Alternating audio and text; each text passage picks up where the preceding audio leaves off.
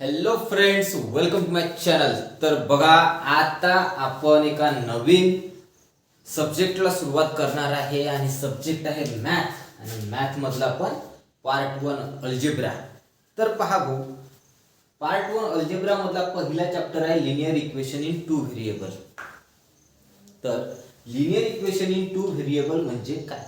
तर असं इक्वेशन ज्याच्यामध्ये काय आहे, दोन व्हेरिएबल आहे. व्हेरिएबल म्हणजे काय?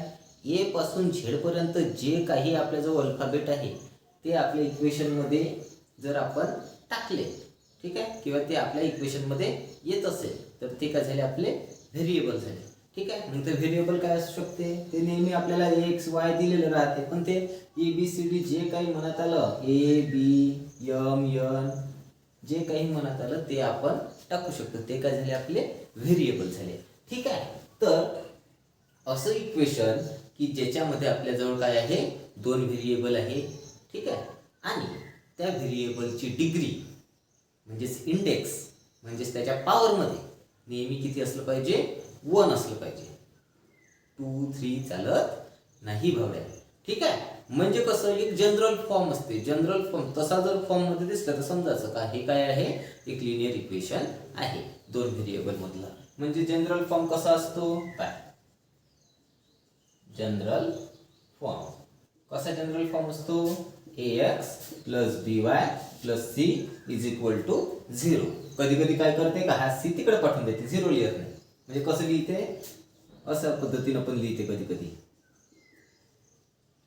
प्लस सी आहे, तिकडे गेल्यावर मायनस सी. कधी कधी लिहिते म्हणजे आपल्याला क्वेश्चन मध्ये असे इक्वेशन सुद्धा दिलेले असतात, तर त्याला इकडे घेऊन आला तर आपला जनरल फॉर्म तयार होतात. आता याचा इंडेक्स पहा बरं, इंडेक्स किती आहे याचा, 1 आहे. याचा इंडेक्स किती आहे, 1 आहे. तर व्हेरिएबलचा इंडेक्स म्हणजे पॉवर मध्ये किती असला पाहिजे, 1च असला पाहिजे. 2 असलं तर जमते का जी सर, तर 2 असलं तर जमत नाही.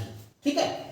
तर आपल्याजवळ काय असला पाहिजे, पॉवर मध्ये किती असला पाहिजे, 1 असला पाहिजे. ठीक आहे. आता हा जो ए आहे, बी आहे, सी आहे, हा 0 राहू शकते का जी सर, तर हा 0 राहू शकते.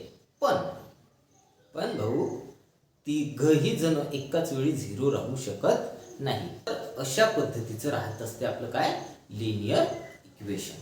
एकदम चिल्लर टॉपिक आहे, सोपा चॅप्टर आहे. 4-5 याच्यामध्ये प्रॅक्टिस सेट आहे.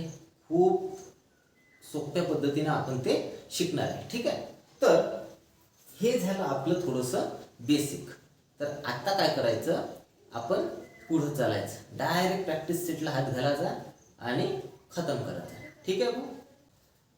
तर बघा मित्रांनो, आपल्याला हा प्रॅक्टिस सेट 1 मधला क्वेश्चन नंबर 1 दिलेला आहे. तर त्यांनी अर्धा सॉल्व करून दिलेला आहे, रिकाम्या जागा दिलेल्या आहे, ते रिकामे बॉक्स आपल्याला भरायचे आहे. तर काय इक्वेशन दिलेलं आहे आपल्याला की 5x + 3y = 9 हा इक्वेशन नंबर 1 आणि 2x - 3y = 12 हा इक्वेशन 2. आधी पाहून घ्या लिनियर इक्वेशन आहे का हे. तर हे लिनियर इक्वेशन आहे का पहा. तर आपल्याजवळ ax + by + c = 0 अशा फॉर्म मध्ये इक्वेशन बनवू शकते का, तर बनवू शकते. म्हणजे हे लिनियर इक्वेशन आहे. ठीक आहे. तर पहा, मग आता काय करायचं असते का, या दोघांमधून कोणताही सारखा सारखा जर एखादा असला ना त्याला कट करायचा. ठीक आहे. त्याला कॅन्सल करायचा आणि दुसरा जो आहे त्याची ऍडिशन किंवा सबट्रॅक्शन जे काही आपण करत असू ते करायचं आणि त्याच्यातून एकाची व्हॅल्यू काढायची. म्हणजे काय करायचं पहा, सोपं आहे. काय करायचं, जर आपण ह्या दोन इक्वेशनना काय केलं, ऍड केलं, हे आपल्याला पुस्तकातच दिलेलं आहे. तर दोघांना जर आपण ऍड केलं तर पहा, +3y - 3y आपोआप काय होईल, कॅन्सल होईल. आणि ऍड केल्यावर काय होईल, 5 + 2 किती झालं, 7x. पहा, let's add equation 1 and 2. 1 and 2 ला काय करायचं आहे, आपल्याला ऍड करायचं आहे. तर पहा, 5x + 2x किती होईल भाऊ, 7x. तर लिहायचं 7x. ठीक आहे. +3 - 3 काय होईल, कॅन्सल होईल. झाले कॅन्सल, कट झाले. आणि इथं पण काय होईल, प्लस होईल. तर पहा, 5x + 2x किती झालं, 7x. आणि +3 - 3 कॅन्सल. आणि 9 + 12 किती झाले, 12 + 9 21. मग आता काय म्हणते एक्स इथंच ठेवा, 7ला तिकडे पाठवा, 7 मल्टिप्लाय मध्ये तिकडे गेलात काय होईल डिवाइड मध्ये, इकडे वरती काय होता 21 डिवाइड मध्ये किती गेला 7, 7च्या पाड्यामध्ये 21 येते का येते, 7 3 जा 21 म्हणजे x इज इक्वल टू किती आला 3. ठीक आहे, सोपं आहे एकदम. मग काय करायचं आहे की जो x ची व्हॅल्यू आपल्याला भेटलेली आहे ती x ची व्हॅल्यू पहिल्या नाही तर दुसऱ्या इक्वेशन मध्ये पुट करून टाकायची. एक तर याच्यामध्ये पुट करा नाही तर याच्यामध्ये पुट करा, काहीच फरक पडत नाही. तुम्ही पहा तुम्हाला कोणतं सोपं जाते. ठीक, तर पहा आपण काय केलेलं आहे हे गणितातच करून दिलेलं आहे, आपण नाही केलेलं आहे, आधीच त्यांनी करून दिलेलं आहे. आपल्याला फक्त काय करायचं आहे त्याच्यामध्ये व्हॅल्यू पुट करायची आहे. तर पहा 5 into x च्या जागेवर किती टाका म्हणते 3 टाका, बाकीचं तसंच 5 3 जा 15, इथं काय ठेवलं नाही डायरेक्ट इकडं +15 होत होतं, तिकडे गेल्यावर -15 झालं. ठीक आहे भाऊ, तर 9 - 15 किती होईल 9 - 15 -6 होऊन जाईल. ठीक आहे, मग -6 आहे आपल्याला y ची व्हॅल्यू पाहिजे, 3 ला तिकडे पाठवा, 3 मल्टिप्लाय मध्ये तिकडे गेला डिवाइड मध्ये, -6/3 y इज इक्वल टू किती -2 म्हणजे x ची व्हॅल्यू किती आली x ची व्हॅल्यू किती आली 3 आणि y ची व्हॅल्यू किती आली -2. ठीक आहे बघा, तर एकदम सोपं आहे. लिनियर इक्वेशन म्हणजे याच्यात काही लोड घेण्यासारखं आहे नाही. तसंही आपण प्रत्येक गणित करणार आहे आणि एकदम डिटेल मध्ये करणार आहे, काहीच तुझं कन्फ्युजन राहणार नाही. ठीक आहे भाऊ, तर अशा पद्धतीने आपला हा पहिला क्वेश्चन संपला. आता क्वेश्चन नंबर 2 वर जाऊन 2 मध्ये 7-8 गणित आहे, ते 7-8 गणित आपण 2 पार्ट मध्ये खतम करून टाकू. आज 3-4 उरकून टाकू, बाकीचे 3-4 नेक्स्ट पार्ट मध्ये उरकून टाकू. ज्या 2 पार्ट मध्ये पहिली एक्सरसाइज आपली संपली, प्रॅक्टिस सेट पहिला संपून जाते. ठीक आहे, चलो लिख दो. तर बघा आपल्याजवळ पहिलं इक्वेशन पहिला क्वेश्चन दिलेला आहे. तर पहिला क्वेश्चन काय म्हणते भाऊ की 3a + 5b = 26 आणि a + 5b = 22. याचं काय करायचं आहे solve the following simultaneous equation. तर आपल्याला कोणती मेथड वगैरे दिलेली नाही, या जो चॅप्टर आहे ठीक आहे लिनियर इक्वेशन त्याच्यामध्ये वेगवेगळ्या मेथड्स दिलेल्या आहेत, त्या वेगवेगळ्या मेथडना आपल्याला प्रॉब्लेम सॉल्व करायचे असतात. पण याच्यामध्ये सांगितलं डायरेक्ट का सायमल्टेनियस इक्वेशन सॉल्व करा, तर आपण आपल्या मनानं करायचं. तर काय करायचं पहिला क्वेश्चन तर आपण केलेलाच आहे, तसंच याच्यामध्ये पाहायचं सारखं सारखं कोणी आहे का, जर होत असं तर काय करा त्यांना कट करायचं, दुसऱ्याची व्हॅल्यू करायची, काढलेली व्हॅल्यू परत पहिल्या नाही तर दुसऱ्या इक्वेशन मध्ये पुट करायची आणि त्यावरून दुसऱ्याची व्हॅल्यू आपल्याला भेटून जाते. ठीक आहे, तर काय करायचं तर आधी सर्वात आधी काय करायचं पहिली स्टेप दोघांना इक्वेशनचे नाव देऊन द्यायचे. तर आपल्याजवळ सोल्युशन मध्ये काय करायचं भाऊ की 3a + 5b = 26 याला नंबर देऊन द्यायचं 1 आणि a + 5b = 22 याला नंबर देऊन द्यायचा 2. ठीक, तर आता काय करायचं की हे जे इक्वेशन आहे दोन त्यांना बघायचं की याच्यामध्ये काही कट होऊ शकते का. तर पाहिजे 5b आणि 5b आहे, जर आपण याच्यामध्ये मायनस केलं तर जर मायनस केलं इथं मायनस येईल, या प्लस मध्ये इथं मायनस होऊन जाईल या प्लसचा, आणि इथं पण काय येऊन जाईल मायनस होऊन जाईल. ठीक आहे, म्हणजे पहा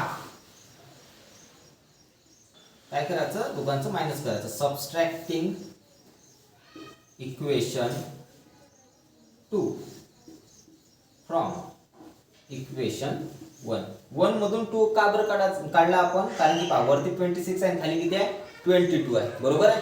तर मोठ्यातून जर लहान गेला तर आपल्याकडे पॉझिटिव्ह नंबर येऊन जाईल. ठीक, जर आपण याच्यातून हा काढला तर आपल्याकडे निगेटिव्ह येऊ शकते आणि थोडंसं कन्फ्युजन होऊ शकते, म्हणून काय करायचं वरतून मोठं पाहायचं, मोठ्यातून जर छोटा गेला तर जमतं, नाही जमत असेल तर मग करायचं लागणार आपल्याला. तर पहा काय करायचं म्हटलं सबस्ट्रॅक्टिंग इक्वेशन 2 फ्रॉम इक्वेशन 1 मधून 2 मायनस करायचा.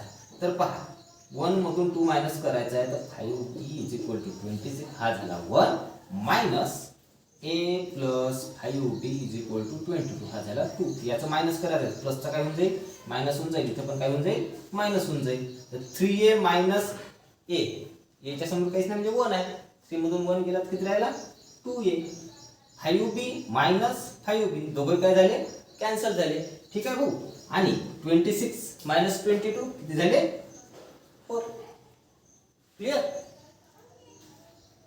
तर पहा काय झालं 2a = 4 झालं आपल्याकडे. ठीक आहे, आता पहा आता काय करायचं आपल्याला a ची व्हॅल्यू पाहिजे तर काय आहे आपल्याकडे 2a = 4 a पाहिजे आपल्याला a सोबत 2 कसं आहे मल्टिप्लाय मध्ये तिकडे पाठवून द्यायचं त्याला इकडचा मल्टिप्लाय तिकडे गेला तर होत असते डिवाइड मध्ये ठीक आहे म्हणजे काय होईल a = 4/2 ठीक म्हणजे a काय आला 2 आला म्हणजे a ची व्हॅल्यू आपल्याला किती भेटली 2 भेटली मग आता काय करायचं जे सर काही नाही हे a ची व्हॅल्यू भेटली ना इक्वेशन 1 नाही इक्वेशन 2 मध्ये पुट करायची आणि दुसऱ्याची व्हॅल्यू काढून घ्यायची झालं आपलं गणित काय करायचं का आता a किती भेटला आपल्याला 2 भेटला ना तर काय करायचं पुट किंवा प्लेस वगैरे लिहिता येते पुट a = 2 इन इक्वेशन कोणत्या इक्वेशन मध्ये टाका तर पहिल्यामध्ये टाकून देऊ इक्वेशन 1 तुम्ही कोणत्यातही टाकू शकता 1 2 उत्तर तेच भेटणार तर काय आहे 3 * याच्या जागेवर किती टाकू मी 2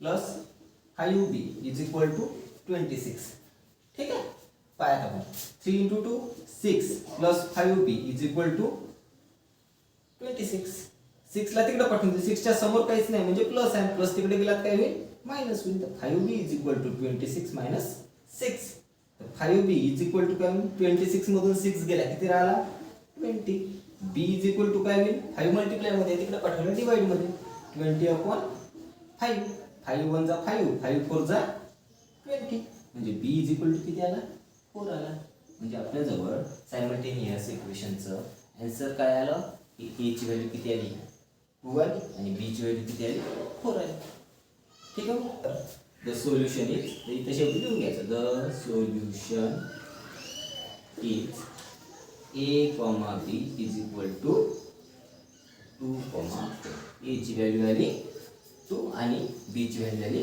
4 ठीक आहे तर अशा पद्धतीने आपण काय केलं पहिला प्रॉब्लेम सॉल्व्ह केला तर आता वळू दुसऱ्या प्रॉब्लेममध्ये तर आपल्याकडे सेकंड क्वेश्चन काय आहे की x + 7y = 10 आणि 3x - 2y = 7 तर काय करायचं सुरुवातीला की दोघांना इक्वेशनचे नाव देऊन द्यायचे तर पहिल्याला नंबर दिला 1 आणि दुसऱ्याला नंबर दिला 2 आता पाहायचं सारखं सारखं काही आहे का इथं सारखं आपल्याला काहीच दिसत नाही आहे ठीक आहे काही दिसते का आपल्याला नाही दिसत पण जर आपण या इक्वेशनला 3 ने मल्टिप्लाय केलं तर वर तर 3 येऊन जाईल आणि खाली पण 3 आहे तर 3 काय करू शकतो आपण कॅन्सल करू शकतो त्याच्यावरून आपल्याला y ची व्हॅल्यू भेटेल आणि y ची व्हॅल्यू भेटली तर काय ती पुट करायची आणि y वरून काय काढायचं x ची व्हॅल्यू काढायची ठीक आहे तर असं सुद्धा आपलं डोकं चाललं पाहिजे भाऊ हे पहा खाली 3x आहे ना आणि वर तर xच आहे तर याला 3 ने मल्टिप्लाय केलं तर जमून जाते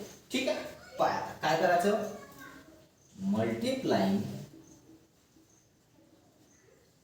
इक्वेशन 1 by 3 ने मल्टिप्लाय केलं तर काय होते वी गेट आपल्याला काय मिळते का 3 * x + 3 * 7y = 3 * 10 काय भेटेल 3 * x 3x 3 * 7 21y = 3 * 10 30 आणि हे नवीन इक्वेशन भेटलं म्हणून याला काय करायचं इक्वेशन नंबर किती द्यायचा 3 देऊन देऊ ठीक आहे तर आता पहा इक्वेशन नंबर काय भेटला आपल्याला 3 भेटला आता 3x कॅन्सल होऊ शकते काय करायचं सबट्रॅक्टिंग करून टाकायचं याच्यातून हे मायनस करून टाकायचं म्हणजे 3x मायनस होऊन जाते बाकीच्यांचं आपण सोल्युशन पाहू कसं निघतं ठीक आहे पहा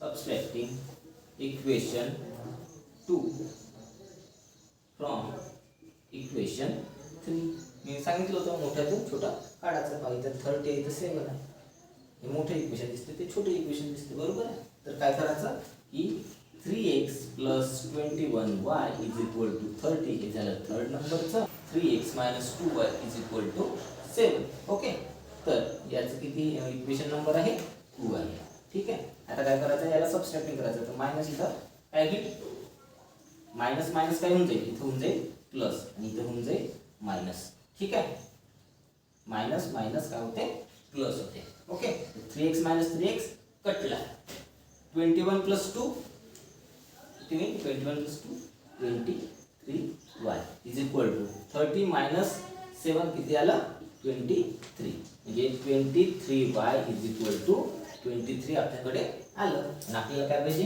y पाहिजे तर काय करायचं 23 तिकडे आहे मल्टिप्लायचं आहे तिकडे गेला काय होईल डिवाइड मध्ये जाईल तर y इज इक्वल टू किती आलं माझ्याकडे 1 आलं. आता काय करायचं y ची व्हॅल्यू पुट करून टाकायची. काय होते put y is equal to 1 in equation कोणत्या इक्वेशन मध्ये पुट करायचं 2 मध्ये करून टाकू इन इक्वेशन 2 काय होईल पहा 3x minus 2 into 1 is equal to 7. 3x minus 2 into 1 2 is equal to 7. तर 3x is equal to काय होईल 7 minus तिकडे गेला काय झाला +2. 3x is equal to 7 plus 2 9. x is equal to काय होईल 9 मल्टिप्लायचा तिकडे गेला डिवाइड मध्ये. तर x is equal to किती आला 3 1 जा 3 3 3 जा 9 म्हणजे x is equal to किती आला 3 आला. ठीक आहे एकदम सोपं आहे काही नाही फक्त मायनस प्लस मध्ये गडबड करायची नाही आणि मल्टिप्लाय डिवाइड बरोबर करायचं. एकदम सोपा चॅप्टर आहे आणि चांगल्या पद्धतीने आपल्याला समजून जाते. तर सोल्युशन काय आला लिहून टाकायचं. The solution is x, y is equal to x ची व्हॅल्यू काढली आपण 3 आणि y ची व्हॅल्यू काढली 1. ठीक आहे तर अशा पद्धतीनं आपण काय केलं 2 प्रॉब्लेम सॉल्व केले. तर बाकीचे 6 प्रॉब्लेम आपण सेकंड पार्ट मध्ये सॉल्व करून टाकायचे. ठीक है चलो फिर मिलते हैं अगले वीडियो में. तर व्हिडिओ आवडला असेल तर लाईक शेअर सबस्क्राईब करा आणि आपल्या चॅनलला ग्रो करण्यासाठी मदत करा. ठीक आहे चलो बाय.